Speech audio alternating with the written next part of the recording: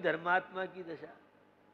अरे पार्श्वनाथ की जय बोलते हो, पार्श्वनाथ की पूजा करते हो, पार्श्वनाथ पे आस्था रखते हो, तो उनके आदर्शों को अपनाओ, काम कमट के करो और जय पार्श्वनाथ की बोलो। ये अपोजिट पार्टी कैसी है, समझ में नहीं आती है। अरे पार्श्वनाथ की जय बोलती हो तो पार्श्वनाथ तो क्षमाशील थे, कभी भी एक तरफ पर बैर नहीं चलता है, लेकिन पार्श्वनाथ तो कमट का, पार्श्वनाथ हर भाव में सहिष्णु क्षमा का परिचय दिया और हम उनके भक्त। तब देखो तब ताल ठोकेंगे, मूंछों पे ताव देंगे और हाई पावर। भैया ज्यादा गुस्सा करोगे तो ब्लड प्रेशर तुम्हारा असंतुलित हो जाएगा, ज्यादा क्रोध करोगे तो टेंशन होगा, टेंशन होगा तो डायबिटीज आपकी आरती उतारेगी। आपकी घर में कोई सेवा करता नहीं है, किंतु डायबिटीज और ब्लड प्रेशर तुम्हारी सेवा करेगा। और ज्यादा डायबिटीज बढ़ गई तो आंखों की ज्योति भी ले जा सकती है, कैंसर भी करा सकती है। हम नहीं मानेंगे, हम तो ओम ह्रीम श्री पार्श्वनाथ जनेन्द्राय अर्घम नृपमति स्वाहा। एक बात तुम्हारी मानेंगे नहीं कि हम तुम्हारे भक्त कहलाते हैं। तू 2 नंबर का भक्त है, 1 नंबर का भक्त तो श्रेष्ठता का विकास करता है। कभी किसी से बैर के परिणाम मत रखो। आज बीमारी के बहुत कारणों में पश्चाताप की भावना, बदले की भावना। अरे मेरे शिष्य ने ऐसा कह दिया, मेरे शिष्य ने ऐसा किया। अरे क्या किया, जो भी मेरे पुण्य पाप का हो दे। अपनी करनी और करे, सिर और उनके थापे। स्वयं तो गलती करना, अपनी करनी आप करे, सिर और उनके धरता। भैया ये जीवन मिला है तो क्षमता का जीवन, सबके प्रति सद्भावना, विरोधी के प्रति भी पवित्र भावना आप रखोगे तो आपका विल पावर, नर्वस जो सिस्टम है, ये आज बहुत युवा युवती का कमजोर होता जा रहा है। हमारे बस की नहीं, बहुत डर लगता है, ऐसा नहीं हो जाए, वैसा नहीं हो जाए, घबराहट, बेचैनी, ये सारी की सारी बैर और विरोध का प्रभाव। आपके पकड़ में नहीं आएगा, आप पकड़ना चाहें तो पकड़ सकते हैं। डॉक्टर देखता है, मनोविज्ञान डॉक्टर देखता है कि किससे इसकी ठनी है, किसके प्रति इसके अंदर में खोटे परिणाम चल रहे हैं। जितनी ज्यादा प्रशोध की भावना, बदले की भावना रहेगी, आपकी रोग निरोध क्षमता घटेगी, आपको डर लगेगा, आपको अपने ऊपर विश्वास नहीं होगा। मैं किसी प्रसंग में सक्सेस हो पाऊंगा कि नहीं हो पाऊंगा, हमेशा शंकाओं में वह जीवन व्यतीत होता है। तो जीवन में बैर विरोध के जहर का त्याग करें और उसे जितना दिल में इकट्ठा करना, ये सांप बिच्छुओं के काम है। सर्प का और बिच्छू का डंक कितना खतरनाक नहीं है। बैर और विरोध ये सारी आंतरिक ऊर्जा को नष्ट कर देती है, और क्षमा, नम्रता ये आपकी ऊर्जा को विकसित करती है। जितना व्यक्ति सहिष्णु होगा, परिवार कौन चला सकता है? जो सहन कर सकता है। जिसे किसी की बात सहन नहीं होती है, वह मुनि आर्यका बने या चंद्र प्रभु के पास अपनी कोठी बनाए, क्योंकि यहाँ की कोठियों में तो गुस्से गुस्सा भरा है, असहिष्णुता है। ये ईंट, चूने, पत्थर, सीमेंट और ग्रेनाइट के जितने भी हैं, इनमें तो विकारी परिणति, व्यसन, पाप, दुर्भावना पनपती है। तो ये बैर और विरोध को इकट्ठा मत कीजिए, ये बहुत खतरनाक है। इंसानों का नहीं, आप प्रेम क्षमा का अमृत पीजिए। तो बंधुओं, यह वात्सल्य, सद्भावना, सबके प्रति अच्छी भावना है, बहुत ऊर्जा मिलती है। जितना आप करुणाशील बनेंगे, दयालु बनेंगे, देव शास्त्र के प्रति आस्थावान बनेंगे, आपके जीवन में शांति मिलेगी। ये फ्री फोकट का मेडिसिन है, जिससे कोई लेना नहीं चाहता है। आप अपनत्व की भावना सबके प्रति जगाइए। पवित्र भावना आप जीवन में लाइए, आपको बहुत कुछ ऊर्जा मिलेगी, बहुत शांति आपको मिलेगी। तो प्रेम क्षमा का अमृत पीजिए और बैर विरोध का जहर से बचिए, तो जीवन शांति का सूत्र बन सकता है, आनंद का सूत्र बन सकता है। एक जीवन की चर्चा आपसे करूं। एक संत महात्मा थे, बड़े अनुभवी थे। सभी संत साधना में सफल हो जरूरी नहीं है। जब 10 लाख परीक्षा में बैठते हैं तो कितनी छटनी होती है आप ज्यादा जानते हो।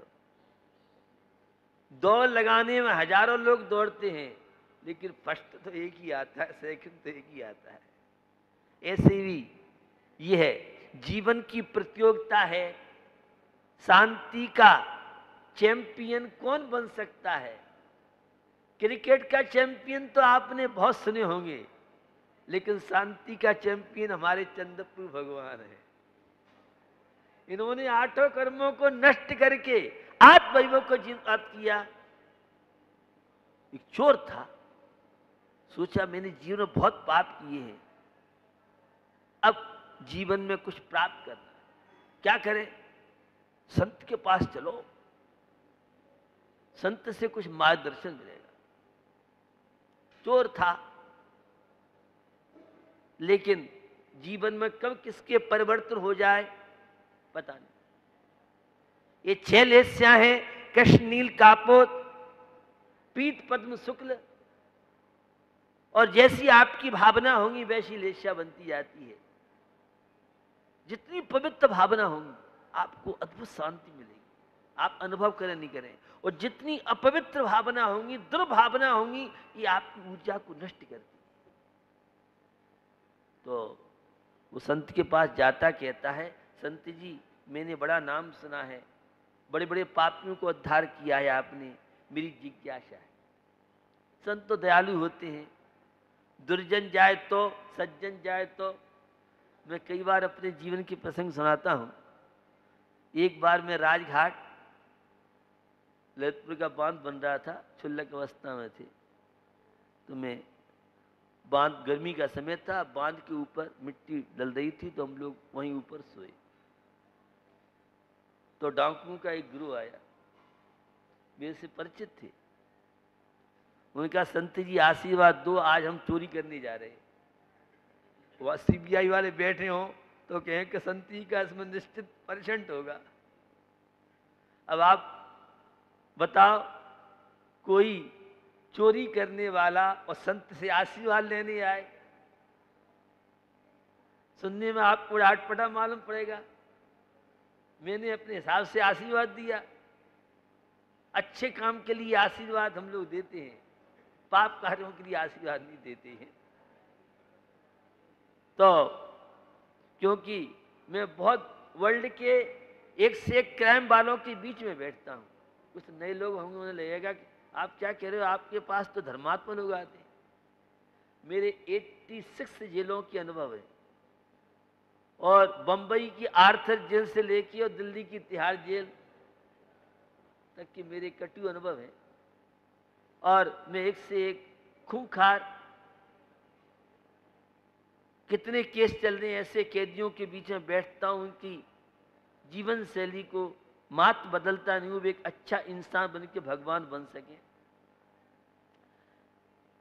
तो मैंने उनको आदर्श की बातें बताई, और जो मेरी भूमिका थी उस भूमिका के अनुसार उन्हें अच्छे कार्यों के लिए मैंने आशीर्वाद दिया।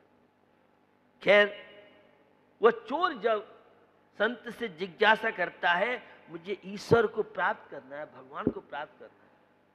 संत जी बड़े हैरान थे, इतना दुष्ट व्यक्ति है और पॉपुलर, इसके पीछे कितने पुलिस वाले अरेस्ट करने वाले घूम रहे हैं, इसके पीछे कितने इनाम चल रहे हैं, लेकिन संत का हृदय तो सज्जन से ज्यादा दुर्जन के प्रति पवित्र भावना रहती। संत ने कहा मैं तुम्हारी जिज्ञासा समझ रहूंगा, 7 पत्थर उठा के लाओ। ले आया। अब का मेरे साथ चलना है। पहाड़ी इलाका था, पहाड़ पर चढ़ने की स्थिति थी। थोड़ा दूर चला, उसने कहा संत जी मैं थक गया हूं, तो उन्होंने कहा एक पत्थर फेंक दे। फिर आगे चला, थोड़ी दूर चलने के बाद संत जी हाँफनी आ रही है, अब दूसरा पत्थर फेंक दे। चलते चलते 7 पत्थर फेंकवा दिए और उसने अपनी मंजिल तय कर ली। संत ने कहा समझ में आ गया तुम्हारी जिज्ञासा का समाधान। अब चोर बड़ा परेशान, पत्थर और लदवा लिए महात्मा जी ने। आए तो शांति के लिए थे, उल्टी ने तो कुलीगिरी करा दी, मजूरी करा दी, मेरे से पल्लेदार बना दिया।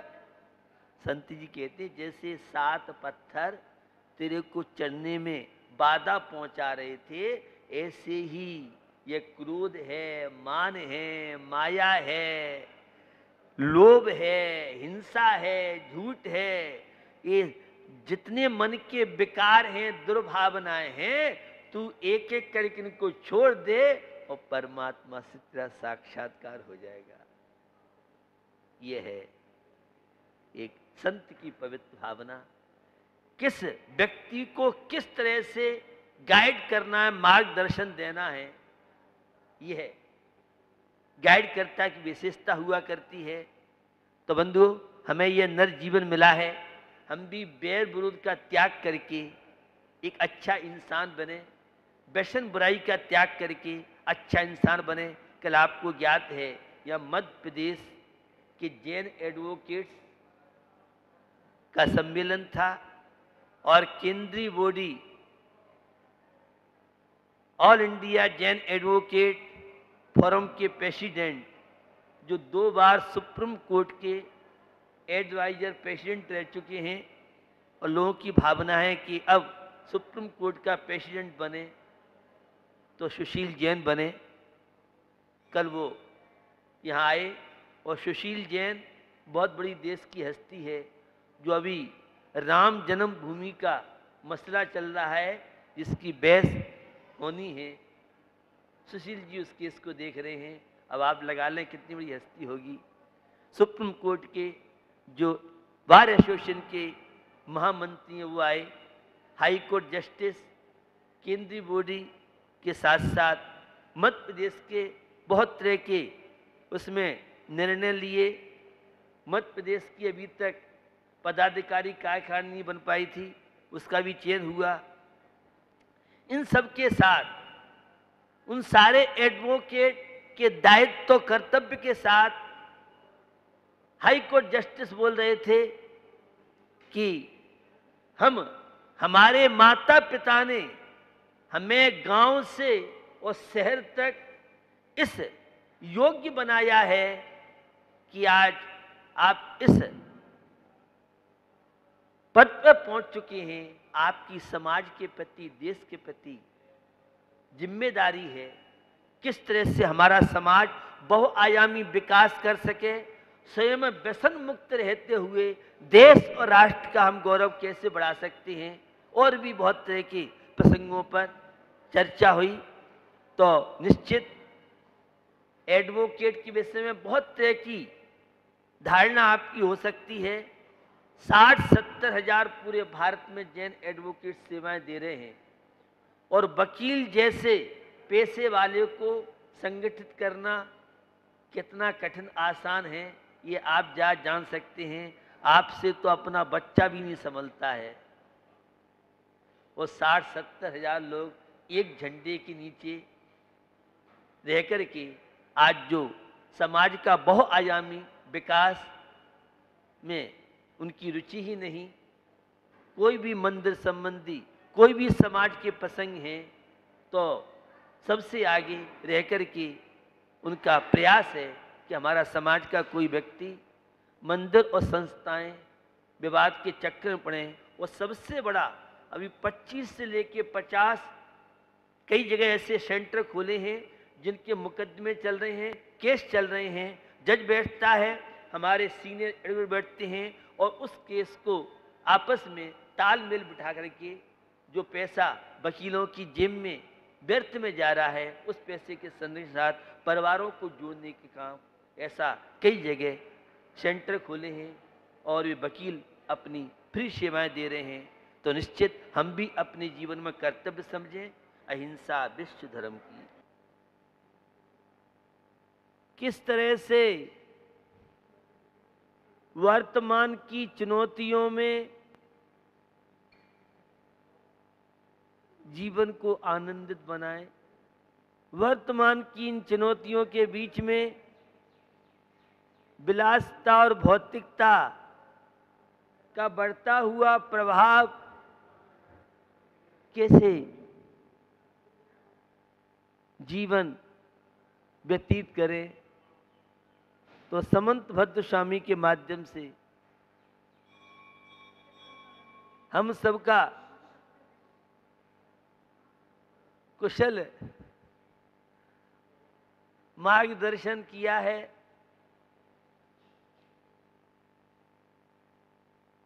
सम्यक दर्शन आध्यात्मिक क्षेत्र में जितना महत्वपूर्ण है, उतना ही सम्यक दर्शन का हमारे व्यवहारिक जीवन में भी गहरा संबंध है शांति से। मैं प्राय कर कहता हूं, आज की युवा पीढ़ी में आत्मविश्वास की कमी आती जा रही है और असफलता का, डिप्रेशन का, अनेक कारणों में आत्मविश्वास का अभाव भी तनावों का कारण है। हम जो भी कार्य करते हैं हमें शंकाएं बनी रहती हैं, हमें सफलता मिलेगी कि नहीं मिलेगी। यह बहुत बड़ी कमजोरी व्यक्ति की मानी जाती है और सफलता में बहुत बड़ा बाधक कारण माना जा सकता है कि मुझे सफलता मिलेगी कि नहीं मिलेगी। जब भी आप कोई कार्य करें तो 101%, अगर 10 लाख स्टूडेंट बैठे हैं तो 10 लाख में फर्स्ट क्लास, फर्स्ट टॉप में आऊंगा, यह हमेशा मान के चलना चाहिए।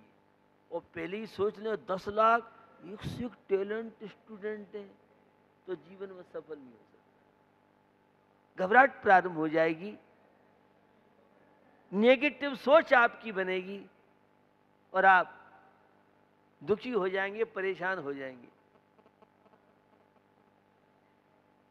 सम्यक दर्शन के लिए बहुत तरह के सहयोगी कारण बनते हैं। विशेष रूप से तो हमारी मानसिक स्थिति इसमें बहुत बड़ा पाठ अदा कर सकती है। तो सम्यक दर्शन के लिए हमारे आचार्यों ने 8 अंगों की चर्चा की है। बड़े महत्वपूर्ण है वे अंग जो हमारी नेगेटिव सोच को पॉजिटिव बनाने में भी बहुत बड़ा पाठ अदा कर सकते हैं।